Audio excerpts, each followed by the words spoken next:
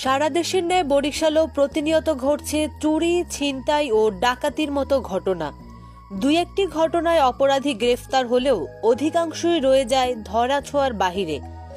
এবার খোদ বরিশাল নগরের আলেকান্দা জেলা পুলিশ সুপারের কার্যালয়ের 200 মিটার পাশেই একটি বসতঘরে দুর্ধর্ষ চুরির ঘটনা ঘটেছে।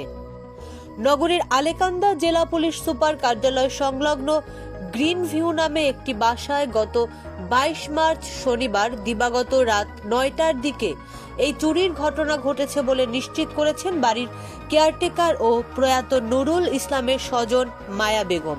আমাদের কালকে মেরে ফেলতো, হয়তো আমার হাজবেন্ড মারা যেত না, মারা যে কোনো একজন আমাকে মারার জন্য আসছে। আমাদের আরো ভয় দেখাইছে।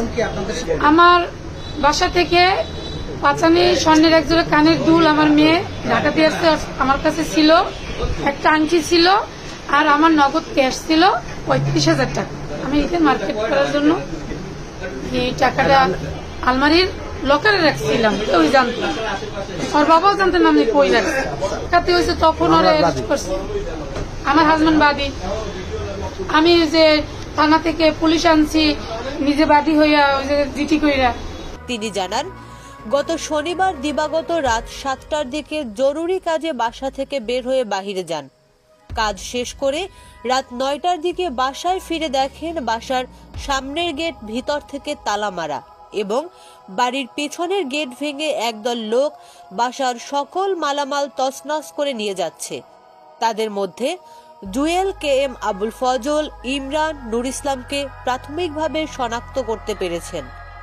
স্থানীয়দের সহযোগিতায় মায়া বেগম বাড়ির মধ্যে প্রবেশ করে দেখতে পান ঘরের 3টি আলমারি ইতোমধ্যে ভেঙে একজোড়া কানের দুল, হাতের আংটি ও নগদ 35,000 টাকা সহ বেশ কিছু মালামাল নিয়ে যায়। পরবর্তীতে খবর পেয়ে ঘটনাস্থলে হাজির হন কোতোয়ালি মডেল থানা পুলিশের একটি টিম। সর্বশেষ তথ্য অনুযায়ী চুরির ঘটনায় একটি মামলা দায়েরের প্রস্তুতি চলমান রয়েছে বলে জানা গেছে।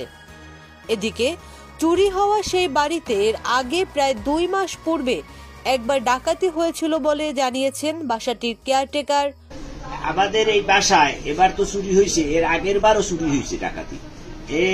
এবার তো আমাদের বাসায় সেনাও 2টা পাইছি তাদের, এবং আমরা এর আগের বার যখন ওদের বাসায় আপনার ওই সার্চের জন্য পুলিশেরা দিছে, কোর্ট অরেঞ্জ দিছে সার্চের জন্য, দেওয়ার পরে অগবাসা সার্চ করে দিয়া আমরা গ্যাসের চুলো এবং 2টা ফ্যান পাইছি আমাদের, আর মালামাল পাইনি তখন যে মালামাল নিছে। তারপরে মনে করেন শনাক্ত হওয়ার পর তাদের বাসায় একটা টেস্টার দেখছি, ওই সময় তাদের বাসার সকল মালামাল সার্চ করছে, তো একটা টেস্টার, সেই টেস্টারটা আমাদের ঘরের ভিতরে কিভাবে আসলো কালকে। তাই এইতে আমরা ভাবছি যে জুয়েলের বাসায় যে টেস্টার দেখছি সেই টেস্টার আমাদের ঘরে, তাই জুয়েল অবশ্যই আমাদের বাসায় কালকেও ঢুকছে।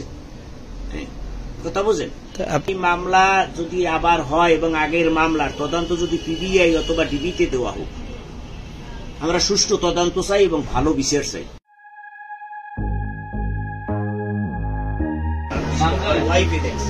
ঠিক আছে, সে আগে আসছে আর আমি পরে আসছি, আসার পরে পিছনে যাই দেখি যে পিছনে ঘরে যারা থাকে তার সামনে বাগানে দাঁড়া।